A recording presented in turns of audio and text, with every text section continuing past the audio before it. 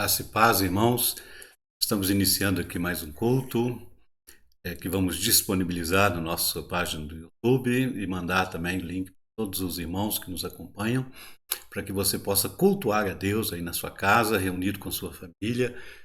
Você tire um tempo para estar conosco aqui, né, acompanhando, não só assistindo, mas também realizando um culto aí onde você se encontrar. Você abre a sua Bíblia, leia conosco o texto, acompanhe a mensagem, acompanhe os pontos, reflita com a gente e no final você possa refletir sobre as perguntas que vamos fazer e assim a palavra esteja sendo aplicada na sua vida, você esteja aprendendo e crescendo. Mesmo quando não nos reunimos, né, presencialmente, a gente pode estar unidos aqui, juntos, em torno da mesma palavra, cultuando a nosso Deus e clamando pelo Senhor a sua direção e sua bênção. Vamos orar e vamos pedir a direção de Deus para esse culto. Nosso Pai amado, fale conosco neste momento, Pai, nesse culto. Tua palavra encontre guarida em nosso coração, que o Teu Santo Espírito ilumine cada um que estiver ouvindo, para que ele possa também abrir o seu coração para ouvir a Tua palavra, para refletir, para pensar, para deixar que essa palavra também desça ao seu coração, traga mudanças, traga reflexão, traga reavaliação, traga também um novo sentido na sua caminhada com Cristo. Em nome de Jesus é que oramos pedindo a bênção. Amém. Vamos ler a palavra de Deus em Efésios capítulo 5, vamos ler os versos de 1 a 16. Se você tem aí a sua Bíblia, você pode abrir conosco ou pode acompanhar aqui, que nós vamos mostrar aqui o texto e fazer a leitura de Efésios, carta de Paulo aos Efésios, capítulo 5, versos de 1 a 16. Sede, pois, imitadores de Deus, como filhos amados, e andai em amor, como também Cristo nos amou, e a si mesmo se entregou por nós como oferta e sacrifício a Deus em aroma suave. Mas a impudicícia e toda sorte de impureza ou cobiças nem sequer se nomeiem entre vós como convém a santos, nem conversação torpe, nem palavras vãs ou chocarrices, coisas essas inconvenientes, antes, pelo contrário, ações de graças. Sabei, pois, isto: nenhum incontinente ou impuro ou avarento, que é idólatra, tem herança no reino de Cristo e de Deus. Ninguém vos engane com palavras vãs, porque por estas coisas vem a ira de Deus sobre os filhos da desobediência. Portanto, não sejais participantes com eles. Pois outrora erais trevas, porém agora sois luz no Senhor. Andai como filhos da luz.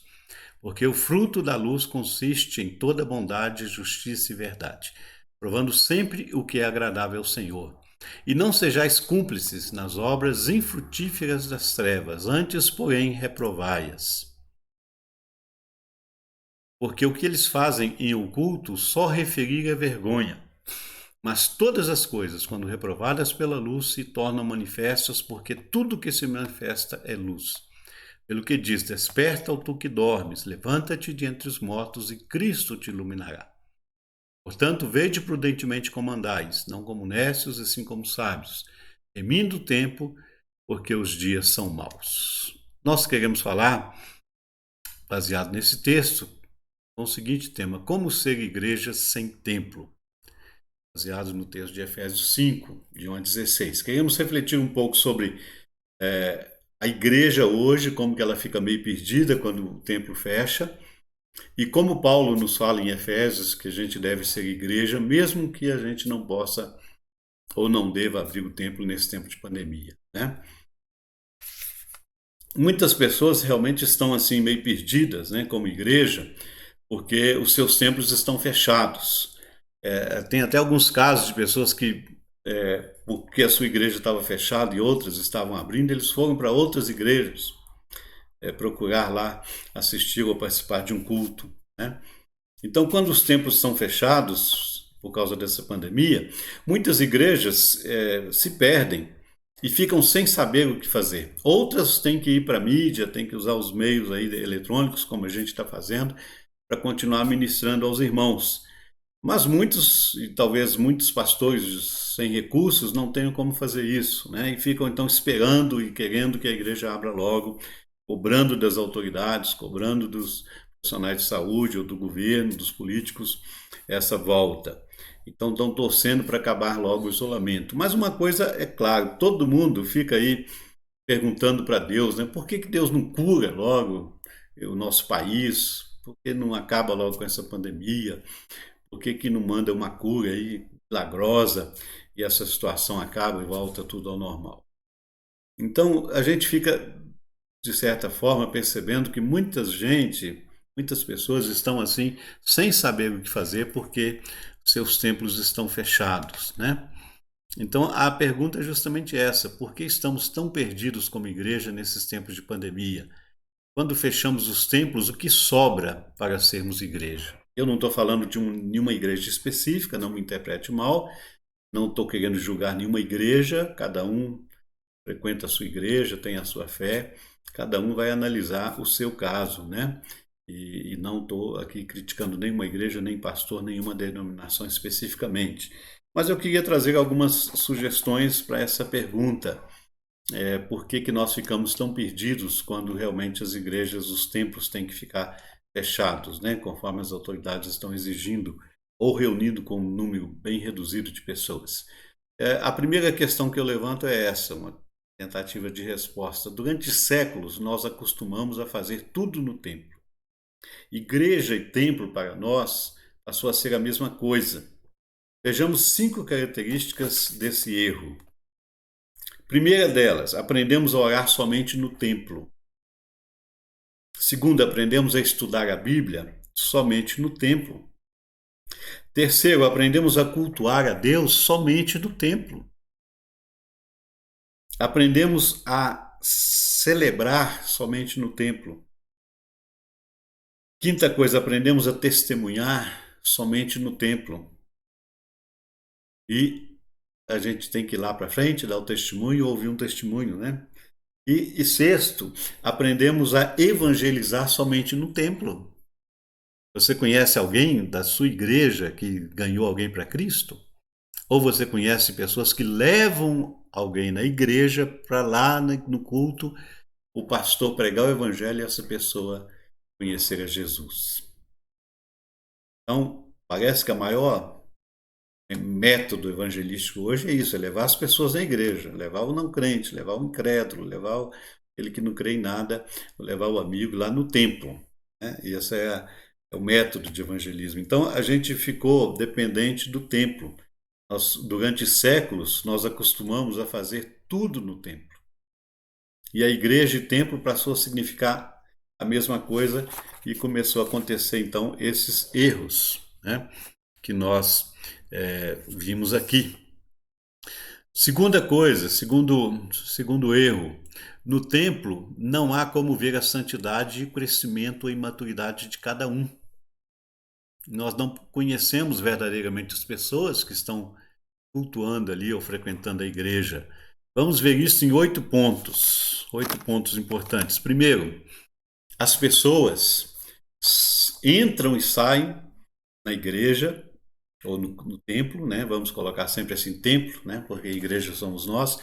As pessoas entram e saem no templo e nós não conhecemos realmente quem está ao nosso lado no templo. Segundo, as aparências são mais importantes que o interior. As aparências passam a ser mais importantes que o interior. Não que a gente não deva se arrumar, vestir uma roupa bonita, né, para participar lá do culto, mas a aparência passou a ser muito importante, né? Então ser não é tão importante como ter. Invertemos realmente a ordem das coisas. Terceiro, nós medimos a vida cristã das pessoas por fatores externos, como frequência aos cultos, contribuição financeira, participação em atividades, né?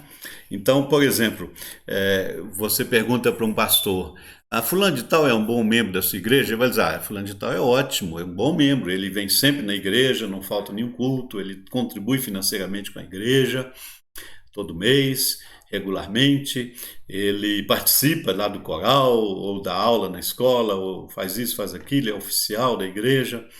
Então nós medimos a maturidade da pessoa, né? A vida cristã, se é boa ou ruim, por esses fatores externos.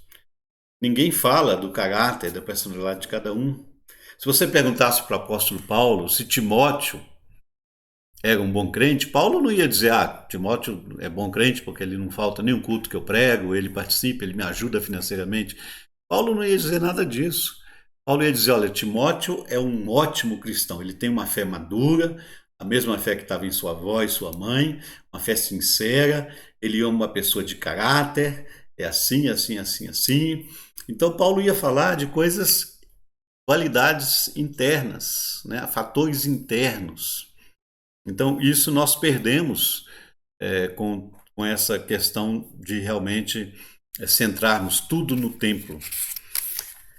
Quarto aspecto, novos convertidos, cheios de vigor e entusiasmos, aos poucos perdem a paixão em 2 ou 3 anos, pois exercem sua espiritualidade apenas nos momentos de reuniões no templo e não desenvolvem uma vida cristã madura no dia a dia da semana. Olha para os novos convertidos à sua volta, lembre do último, a última pessoa que professou a fé, foi batizado na sua igreja. Depois de 2, 3 anos, essa pessoa se torna uma pessoa comum lá na igreja, sem fruto nenhum, sem paixão. Antes não faltava nenhum trabalho, trazia os amigos, evangelizava, trazia pessoas novas para ouvir, dava testemunho. Isso tudo vai se acomodando, vai esfriando, né? Isso acontece em muitas igrejas, em muitos casos. Quinto, se tem alguém sofrendo ou ao ponto de dar cabo de sua vida, a gente não fica sabendo. Porque nos reunimos lá, cultuamos, termina, todo mundo está com pressa, toma um cafezinho, às vezes rápido e vai embora. Tá, boa noite, até logo, boa semana. E não conhecemos as pessoas. E muitas vezes a gente vai para casa e durante a semana recebe a notícia de que fulano de tal suicidou, ou que fulano de tal se separou da mulher ou do marido, ou que fulano de tal fez uma coisa terrível, né? Então nós não realmente não conhecemos mais as pessoas. Às vezes a pessoa estava lá do nosso lado precisando de uma oração, precisando de uma palavra de conforto, precisando às vezes só de um abraço, e a gente não sabe de nada. Outro aspecto, sexto aspecto, se tem alguém alegre ou se regozijando com alguma vitória, também a gente não sabe. Mesmo jeito que a gente não sabe do que está sofrendo, a gente não sabe do outro que está ou deveria estar compartilhando ali uma bênção, uma alegria, uma vitória. Nós não sabemos. Sétimo ponto, aos poucos, sem perceber, o templo está cheio de pessoas com as quais convivemos aos domingos, mas que realmente nós não conhecemos. Não tenho nada contra grandes igrejas, porque isso acontece tanto na pequena igreja quanto na grande igreja. E muitas vezes é só uma convivência dominical e nós não conhecemos uns aos outros.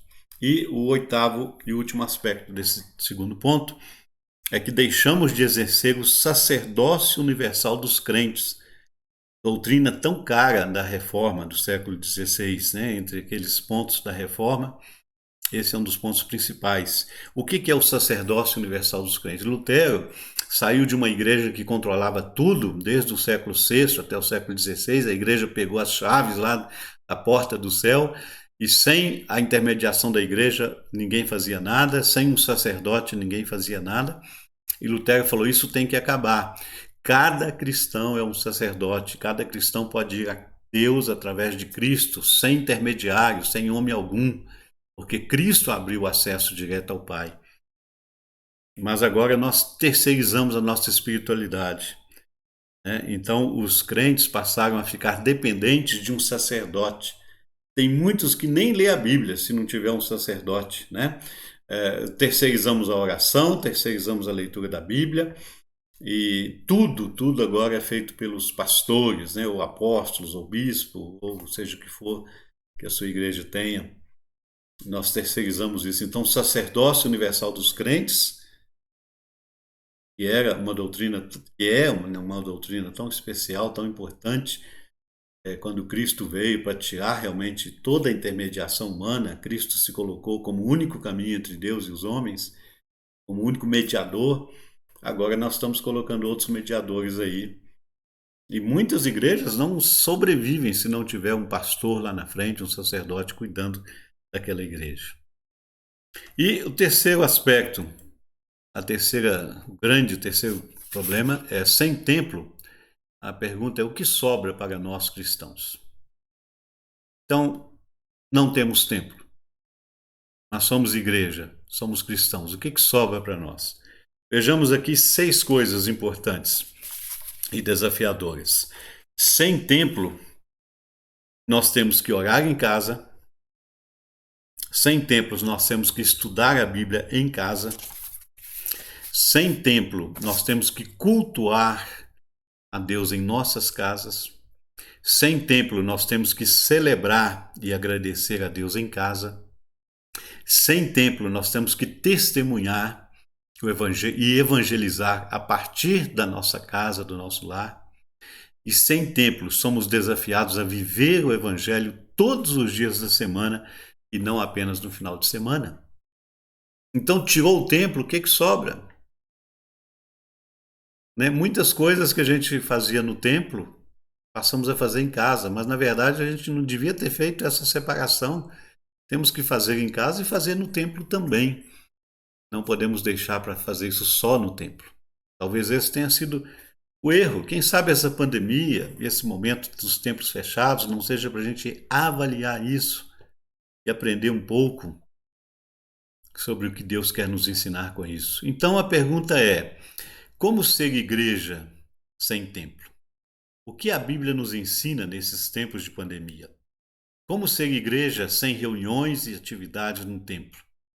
O apóstolo Paulo, em sua carta aos Efésios, nos ensina e nos dá algumas direções muito importantes para sermos igreja, apesar de os nossos templos estarem fechados ou temporariamente fechados.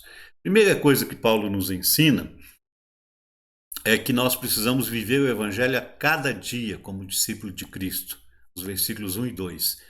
E 2 coisas ele fala nesses versículos, né? Imitar a Cristo e andar como Cristo. Então vou repetir, nós precisamos viver o evangelho a cada dia como discípulo de Cristo, não apenas no templo, não apenas aos domingos ou nos dias de reuniões. Mas Paulo nos exorta a vivermos o evangelho cada dia. Veja o versículo 1, ele diz: sede, pois, imitadores de Deus como filhos amados. Então, primeira coisa, imitar a Cristo. Como filhos que somos de Deus, temos que ser como Jesus. E isso é coisa do dia a dia, diariamente, todos os dias. E a segunda coisa, no versículo 2, se você está com sua Bíblia aberta aí, vai acompanhando com a gente. Ele diz no verso 2: e andai em amor, como também Cristo nos amou, se entregou a si mesmo por nós, como oferta e sacrifício a Deus, como aroma suave. Então, o que é andar como Cristo? É andar em amor. Tudo que fizermos, fazermos baseados no amor. Jesus disse que os 10 mandamentos se resumiam apenas em 2: amar a Deus e amar ao próximo. Ou seja, amar, amar, amar. Trabalhar com amor, viver a vida familiar com amor, amar o marido, amar a esposa, amar os filhos, amar os pais, amar os familiares, os avós, amar os vizinhos, amar os colegas de trabalho, amar as pessoas, né? Amar não é sair por aí dizendo para todo mundo eu te amo, eu te amo, eu te amo. Não é isso que é amar. Isso é falar de amor. Não é isso que Paulo está dizendo. Ele está dizendo andai em amor. Ele não está dizendo andai falando amor. Ele está dizendo andai em amor. Amar é ação, é atitude. Amar é viver, é dar um copo d'água, é dar um prato de comida, é dar um abraço, é fazer uma oração por alguém, perguntar para as pessoas como elas estão, se importar realmente com o seu próximo. Amar são atitudes.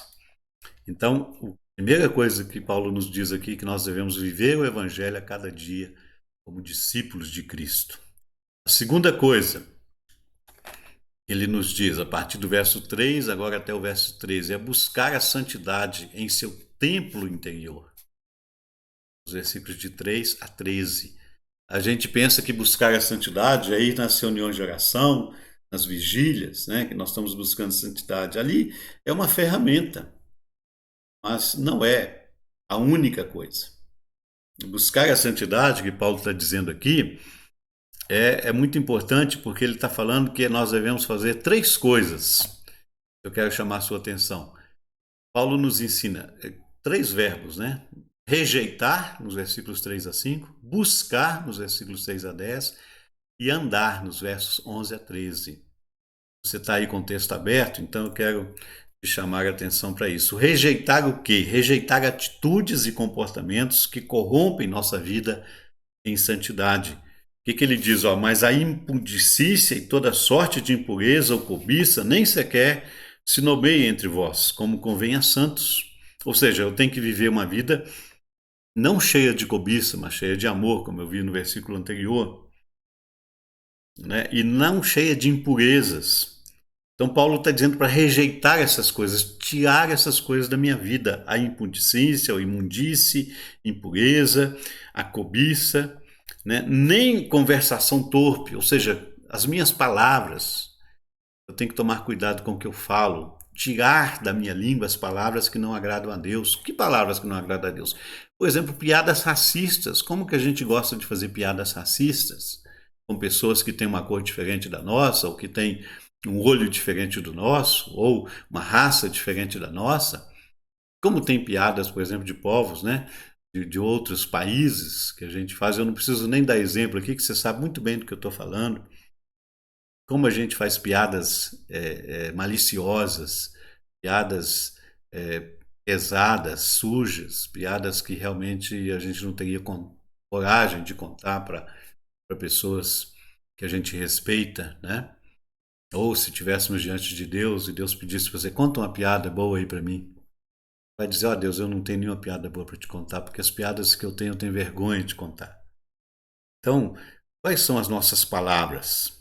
São palavras boas, palavras que traduzem nosso coração, aquilo que vai dentro de nós? Ou são palavras cheias de coisas ruins? Aqui diz coisas inconvenientes, né? Antes, pelo contrário, nossa palavra deve ser de ação de graça, de gratidão, de alegria, de amor. Sabei, pois, isso, nenhum incontinente, ou impuro, ou avarento, avareza é idolatria, aquele que ama o dinheiro é um idólatra. Essas coisas não têm herança no reino de Deus. Então Paulo está nos dizendo o quê? Que buscar a santidade em nosso templo interior. Rejeitar essas coisas ruins, essas coisas que não edificam, essas coisas que só trazem mais males para a nossa vida, fazer uma avaliação do que realmente a gente precisa tirar, buscar as coisas que trazem edificação, as coisas boas, né? E andar, como ele diz, né? Então, buscar o quê? A gente vimos o que nós devemos rejeitar. Vamos ver o que nós devemos buscar. Está nos versículos de 6 a 10. Ninguém vos engane, nem com palavras vãs, porque essas coisas vêm a ira de Deus sobre os filhos da desobediência. Então, fujam das heresias, das palavras vãs, palavras que não levam a nada, e não sejais participantes com essas pessoas, pois outrora erais trevas, porém agora sois luz no Senhor, andai como filhos da luz. Então, Paulo está dizendo que a gente tem que buscar aquilo que edifica.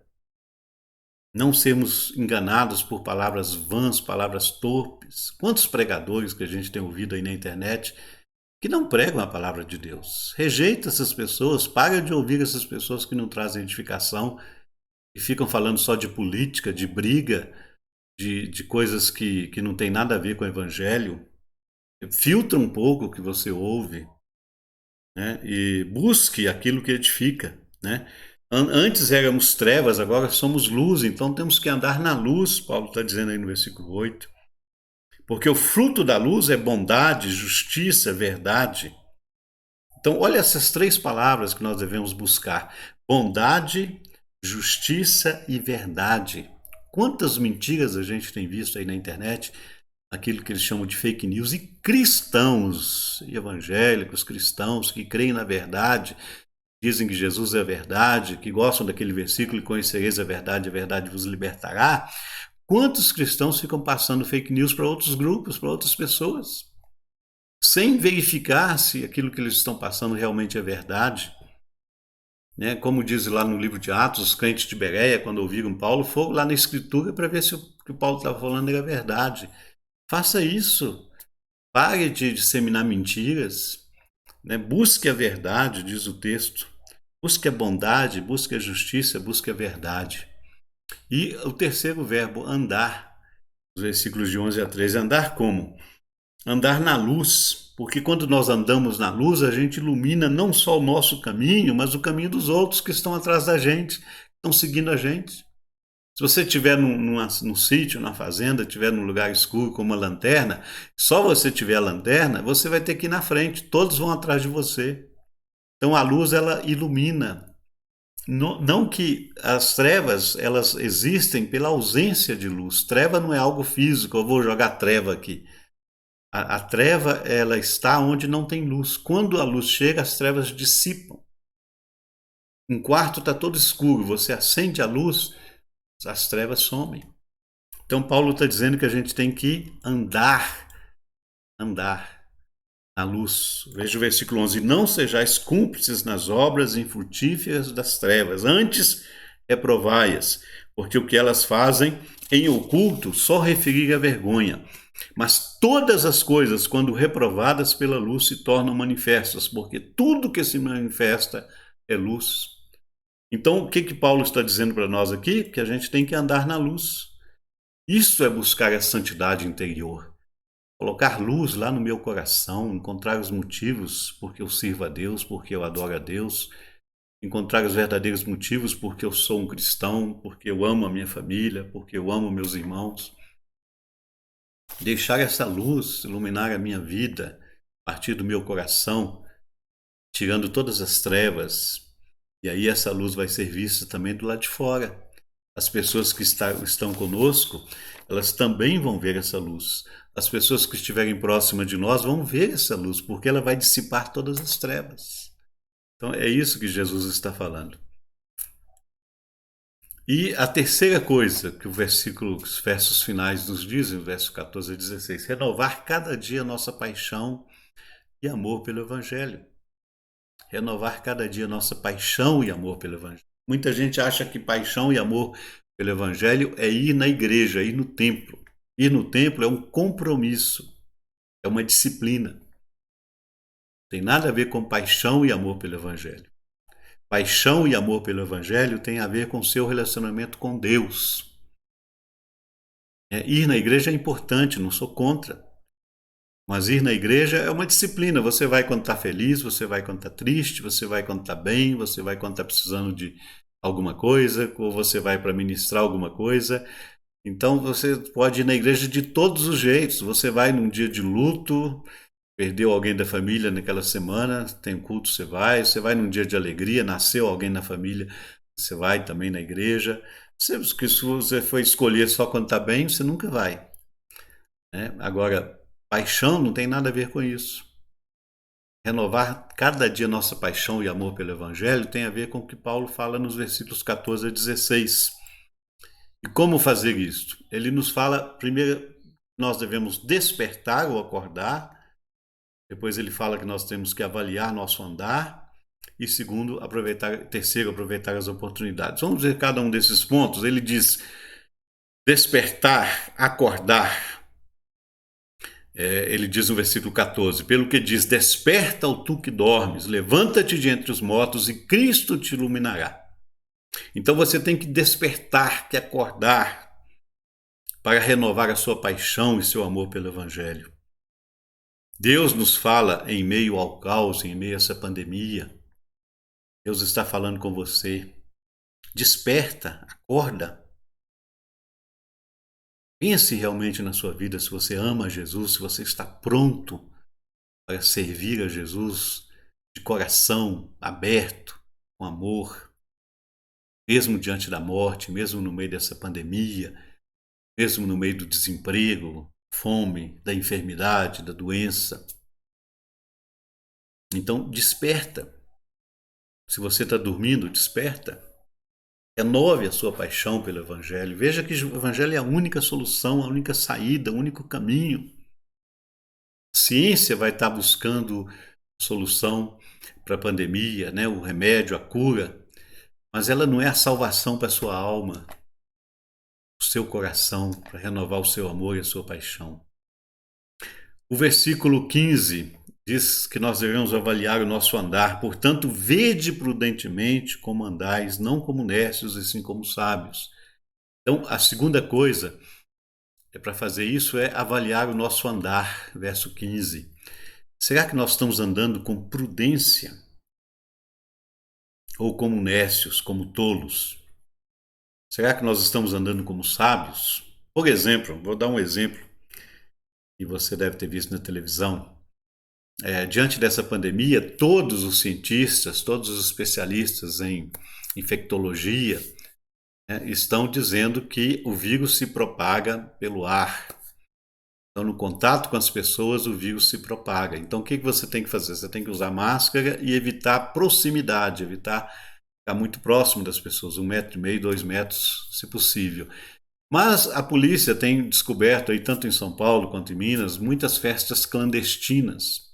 As pessoas estão fazendo festas porque não estão conseguindo ficar em 1 ano ou 2 anos sem aglomeração. Não estão pensando no futuro. Estão querendo viver o presente. Isso é viver como tolo, como nécio. E eles se reúnem em lugares com 200 pessoas, todo mundo ali bebendo, sem máscara, dançando e respirando o mesmo ar.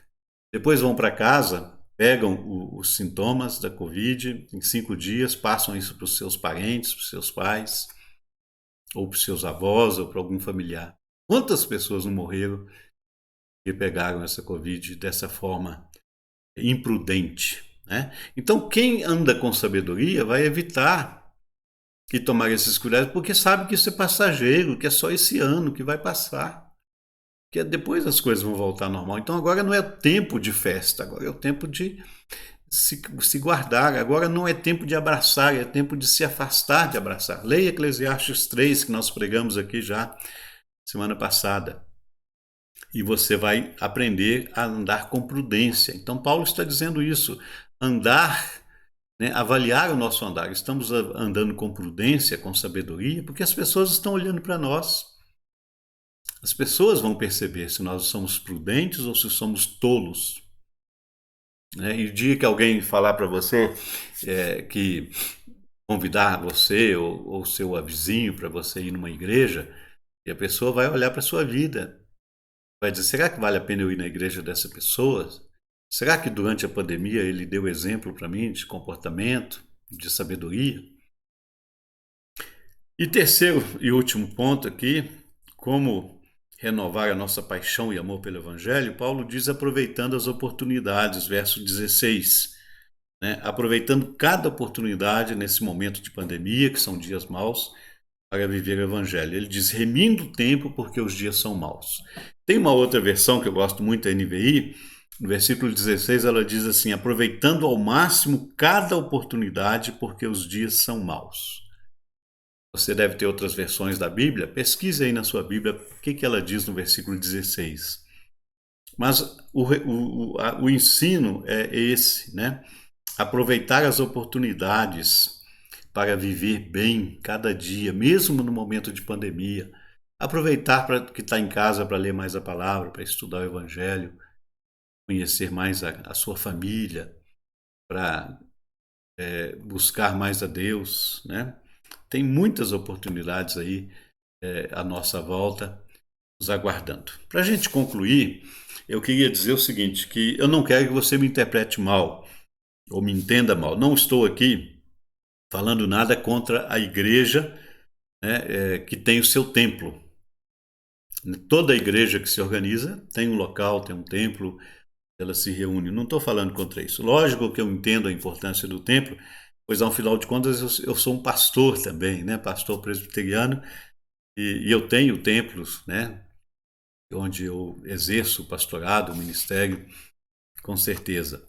Mas entenda que o meu objetivo aqui é trazer um alerta para a sua vida não depender tanto de templos.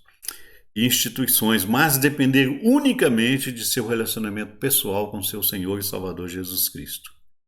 Quando a igreja puder voltar a se reunir em seu templo, é lógico que nós vamos comemorar e nos alegrar.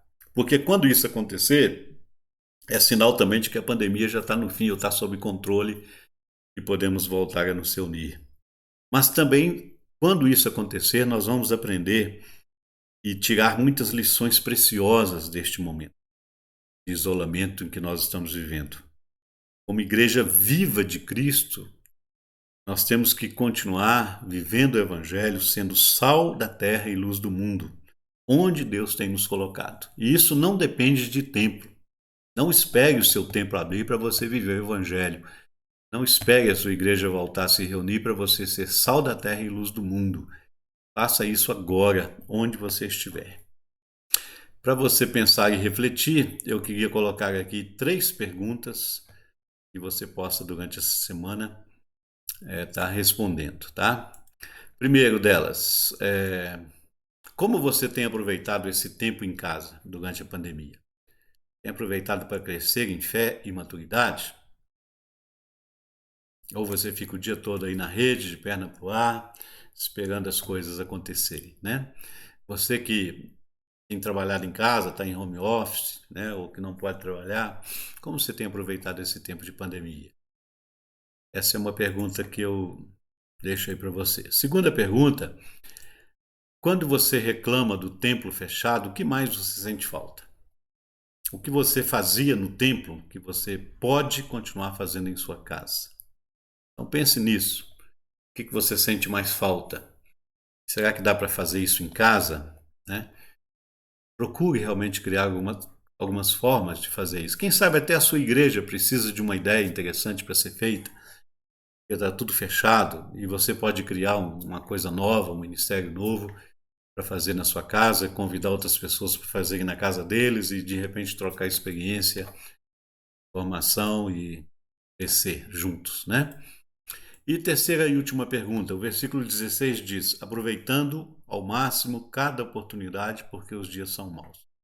Como você pode aplicar esse verso em sua vida nesses tempos difíceis de pandemia?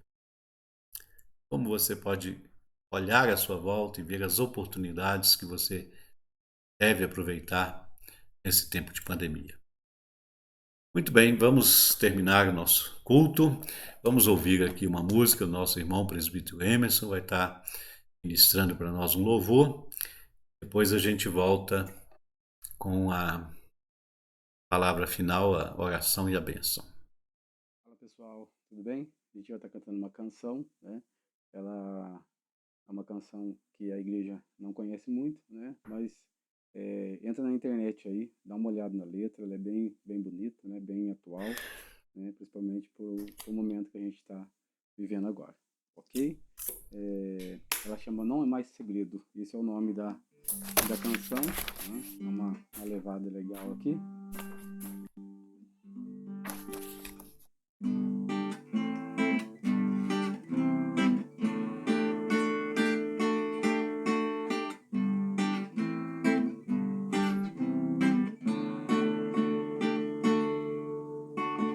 De onde vem a calma que invade, desacelera o temor, deixa vir os sonhos, abre caminhos pra seguir.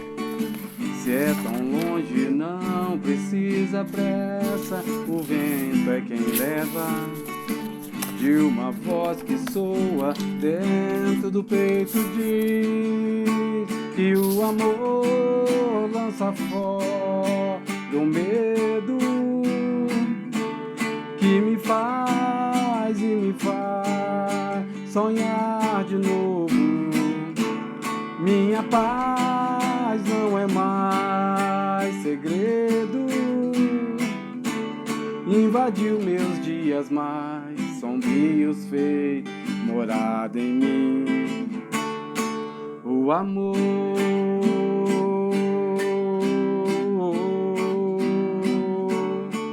o amor,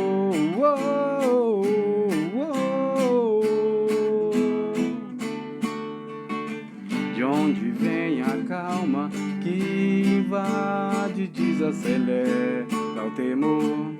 Deixa vir os sonhos, abre caminhos pra seguir. Se é tão longe, não precisa pressa, o vento é quem leva. De uma voz que soa dentro do peito diz que o amor lança fora o medo, que me faz e me faz sonhar de novo. Minha paz não é mais segredo, invadiu meus dias mais sombrios, fez morada em mim. O amor,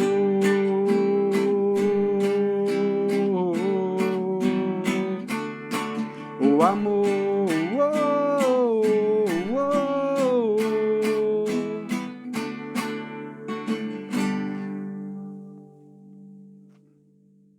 Amém. Agradecemos aí a participação do Emerson conosco. Vamos então encerrar com a oração final e a bênção apostólica.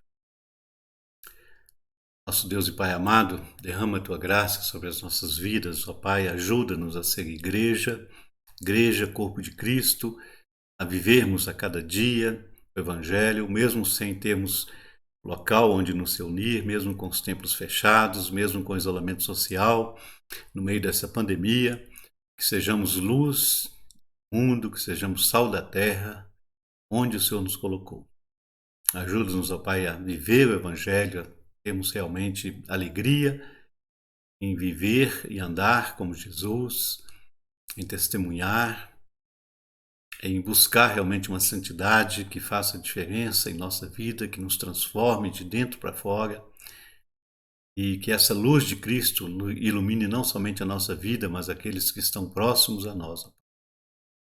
Em nome de Jesus, o Teu Filho amado, que nós oramos, suplicando as Tuas bênçãos, pedindo também, ó Pai, a Tua misericórdia mais uma vez sobre a nossa nação, para que possamos vencer essa pandemia, que as vacinações possam continuar em massa, imunizando as pessoas, que a ciência continue pesquisando e procurando um remédio para aqueles que estão infectados, internados, e que possa realmente trazer cura para todo mundo. Pedimos a Tua bênção, graça, em nome de Jesus, Teu Filho amado. Amém. O Senhor esteja ao teu lado, como teu grande amigo e companheiro de jornada. O Senhor esteja acima de ti, velando por ti e te abençoando. O Senhor esteja abaixo de ti, calçando os teus pés, firmando os teus passos. O Senhor esteja às tuas costas, guardando-te de todo mal e defendendo-te de pessoas desleais. O Senhor esteja à tua frente como luz que ilumina a tua caminhada. O Senhor esteja dentro de ti, dando força, coragem, fé e vontade de viver. O Senhor esteja ao teu redor, envolvendo-te completamente com seu amor, em nome do Pai, do Filho e do Espírito Santo. Amém. Irmãos, Deus abençoe a todos, uma boa semana, um bom culto aí na sua casa. Compartilhe essa mensagem, que se você quiser, fique à vontade, não está bloqueado nem nada, está aberto. Se você quiser abençoar outras pessoas, pode compartilhar também, tá? Deus abençoe a todos, estamos aqui às ordens no que precisar. Fica na paz.